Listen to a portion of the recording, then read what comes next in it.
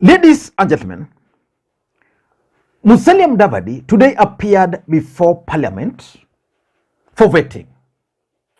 And from what I can predict, Parliament is going to approve his nomination as the Prime Cabinet Secretary. Thank you, Mr. Speaker. I have got two questions in quick succession. One, the Honorable Mudavadi, and following, or notwithstanding the ruling by the Speaker a while ago, you obviously know that in the coalition agreement that you entered into within the Kenya Kwanza Alliance, you did appreciate the fact that the position to which you have been nominated did not exist, or does not exist even as we speak. And that's why in that agreement there was a commitment that within 30 days a legislation shall be introduced in Parliament to provide greater legal clarity on the position, roles and functions of Prime Cabinet Secretary. That is at Article 21K of that agreement. I happen to have gone through it in the House after being tabled by my friend Honorable Kimani Chungwa.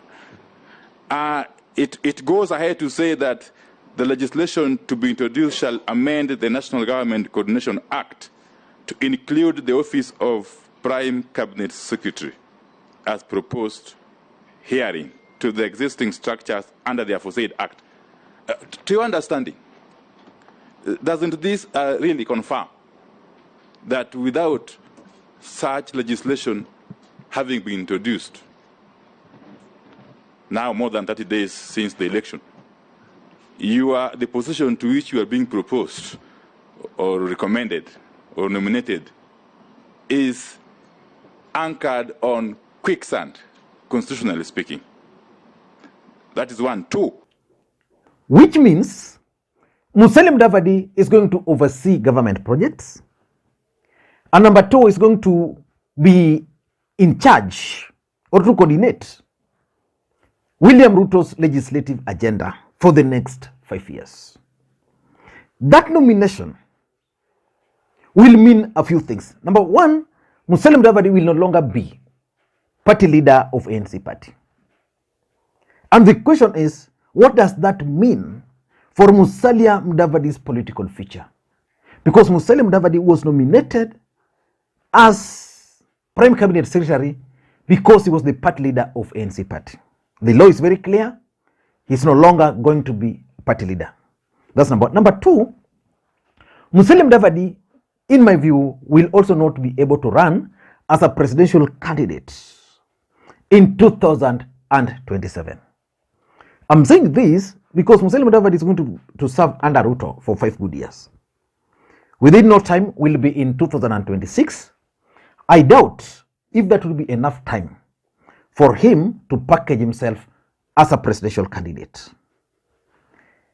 Number three, politically speaking, Moses Masika Wetangula, being the Speaker of the National Assembly, will have upper hand when it comes to politics of Western Kenya, because Moses Masika Wetangula is number 3 in command. The position of the Prime Cabinet Secretary is not in the Constitution. So clearly, because Moses Kuria heads one arm of government, he is definitely going to be the 3rd in command. And the other challenge which Musalia Mudavadi is going to face is the influence of UDA in Western Kenya. In fact, in one of my videos, next video, either today or tomorrow, I'm going to explain to you the fallout in Western Kenya, especially amongst ANC and UDA. UDA as a political party has serious influence in Western Kenya. William Ruto will still continue serving as party leader of UDA party. Musalia Mudavadi will no longer be party leader of ANC party. So by that alone, it simply means that in the next election, UDA might have upper hand in Western Kenya, considering that even Musalia Mudavadi's own member of parliament is a member of UDA party. So UDA might have more influence or might gain more influence in Western Kenya and might actually eat into Musalia Mudavadi's traditional support base. But what are the options available for Musalia Mudavadi? What are his options? Initially, it was projected that if Uhuru Kenyatta were given a chance to choose between Raila, Mudavadi, Weta, Gideon Moi, and Kalonzo Musyoka, Uhuru Kenyatta would have easily chosen Gideon Moi as his preferred, followed by Musalia Mudavadi. Again, Raila Odinga, if he was given the same opportunity, he would choose Musalia Mudavadi as his first bet. So when Musalia Mudavadi decided to side with Ruto ahead of the 2022 election, most Kenyans were actually shocked. But indeed, he ended up now is going to be made Prime Cabinet Secretary. But what are the options for him? Before we get into all those details, in case you're watching the channel for the first time, please take a second or two, click that subscribe button so that next time we produce a video like this, YouTube will automatically notify you. And to the subscribers, I want to continue thanking you guys for your continued support, because without that support, this channel cannot be where it is now. Let us go back to the main issue and focus. What are some of the options available to Musalia Mudavadi? By the way, I promised that I was going to start a new channel. It's up. I've seen around 60 people have already subscribed. Wajakoya was in my village in Nyakach, and I've shared some video there, because I also tend to think that Wajakoya should not be underrated. You can go there and watch that video. It's just a recorded clip, but I'll start doing short clips, short analysis on trending topics on that particular channel once we hit 100. So please, you can go there and subscribe. I'm going to put the link below. Now, let us get back to the options. What are the options available for Musalia Mudavadi? In my view, the first option, and this is the best for him, is to support William Ruto for a second term.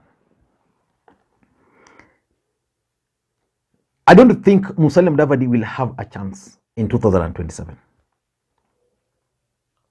And if they can maintain their relationship with Ruto up to 2032, the better for him. So he can stick with Ruto, ensure William Ruto is re-elected.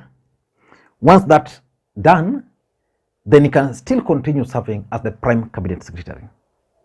Because one thing I know for sure is that for William Ruto, there is no way he can let down the Mount Kenya people. In his second term, he's likely to go with either Rigathi Gachagua as a running mate. If not Rigathi Gachagua, he will run again with Ndindi Nyoro or someone else. Because according to the arrangement, once his term comes to an end, another Kikuyu is going to take over. So for me, the best option for Mudavadi right now is to continue supporting Ruto beyond 2027. Why is that important? Today, during the vetting, Musalia Mudavadi indicated that he's valued at 4 billion Kenya shillings.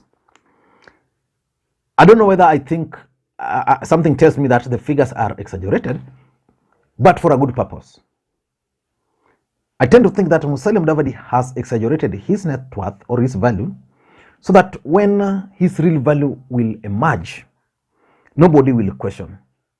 Because between 2022 and 27, Mudavadi is going to do what Ruto did, accumulate wealth, so that he will be able to easily explain how his value shot to, let's say, 10 billion. So for me, he must support Ruto. That's the first option. The second option for me is for Musalia Mudavadi to decide now to dissolve his party, ANC party. Then wait and monitor things. Because I doubt if Musalia Mudavadi will be able to manage to run ANC party in his absence. That will be total waste of time. Of course, the party can just remain there, but the threat is that someone might attempt hostile takeover of the party. Because Musalia Mudavadi was the party leader, he would do whatever he wanted with that party. Right now, he's not the party leader, he's not the party chairperson, he's just an ordinary member. You can argue that probably he has assigned some of his close allies to serve in certain positions. The truth is, hostile takeover can happen. William Ruto can decide to take over ANC party from Musalia Mudavadi. There's nothing he can do. Someone might just emerge from somewhere and use the officials. But as Musalia Mudavadi, it was very difficult for even that thought. So for me, he can decide, okay, let me dissolve this party, serve Kenyans, because I'm not actually required to be a politician. Then when I'll be ready to contest again for the presidency, which is not viable in 2027, then I can start a new political party. Because starting a new political party for Musalia Mudavadi, I don't think is a big deal. He can easily do that. So that's the second option. The third option for Musalia Mudavadi is to support the push for Kenya Kwanza to merge. William Ruto has a vision of merging all the parties within Kenya Kwanza to form one party. Moses Kuria has already disbanded his party and has merged it. Ford Kenya, I think, is the one which is saying no to that. But Musalia Mudavadi can fold his party and merge it under Kenya Kwanza. And what would be the benefit of that? The benefit is that as much as Musalia Mudavadi will not be a party official, he can hide behind that Kenya Kwanza new political party to pursue his interest. So that if he feels shortchanged, he can then bolt out under the pretext of shortchanging. So it means he can use that particular Kenya Kwanza structures to put his people at strategic positions. Maybe he can even negotiate with Kenya Kwanza that when it comes to Western Kenya, please, that's my territory, don't go there. So for me, he can push for merger, because ANC without him, I don't think will make any sense. And lastly, I also tend to think that maybe Musalia Mudavadi should forget everything right now and serve Ruto, but focus on 2032 elections. The truth of the matter is that in 2032, a lot of factors in our political scene shall have changed. That's the honest truth. Maybe William Ruto shall have failed. Maybe he shall have failed to even win the second term. Maybe, you never know, Kenyans would be tired with another Kikuyu Kalenjin leadership. But 2032 is the only viable options for Mudavadi. So that he will work with Ruto up to 2027, assuming Ruto wins, then he proceeds with him. 2 days to the elections, he can engineer a rebellion and leave that party. Because by that time, assuming Kenya Kwanza government will be unpopular, he can do what Ruto did. And you know, Kenyans will always forget they are like warthogs. So I don't know what to think. For me, those are the options available for Musalia Mudavadi. Thank you.